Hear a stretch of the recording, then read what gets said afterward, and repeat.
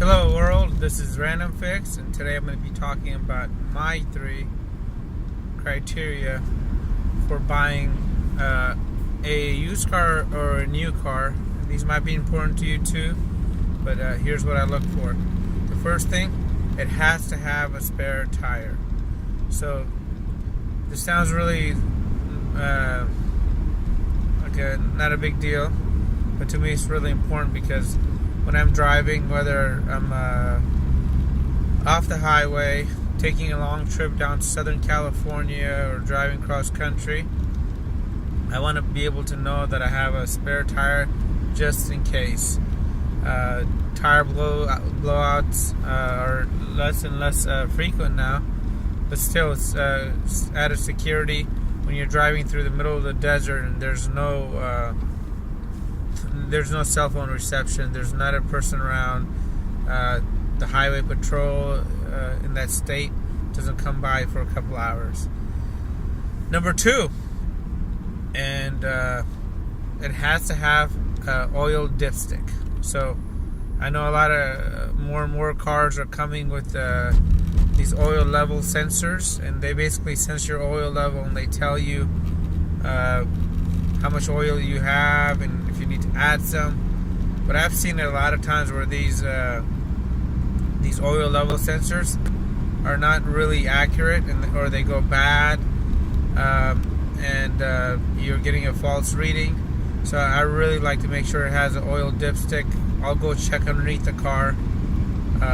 The same thing when as a spare tire. Before I go look at a car, I'll go touch the spare tire to make sure it's there. And then the other nice added benefit of having an oil dipstick is a lot of times you can go ahead and suck the oil out. So meaning you don't have to crawl underneath the car. So on a Mercedes-Benz, a lot of times the oil filter will be right up top by the front of the motor. So I can just suck the oil out and change the filter, and I'm done. 15 minutes max. And I think when some manufacturers leave the oil dipstick off the car, they might be doing it for a couple of reasons. They might be thinking, well, we want these guys to come in for service. And it's not that I think a lot of customers like myself don't want to go in for an oil change. We just don't have the time. To go get an oil change at a dealership is pretty time consuming. You have to make an appointment. Either I gotta wait there or have somebody pick me up, and it's very inconvenient.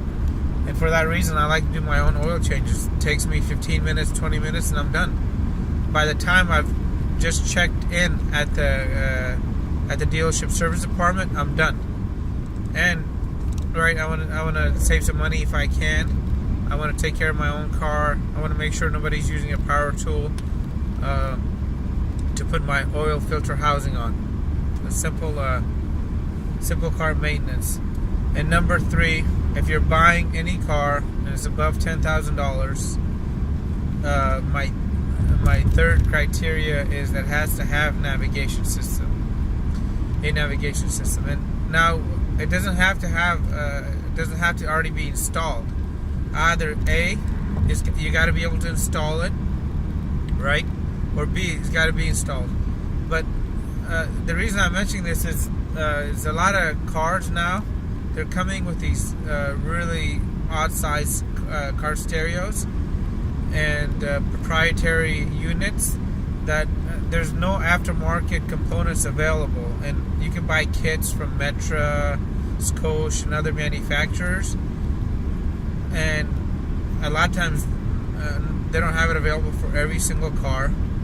If you get a Mercedes, for example, like a C300 or C350,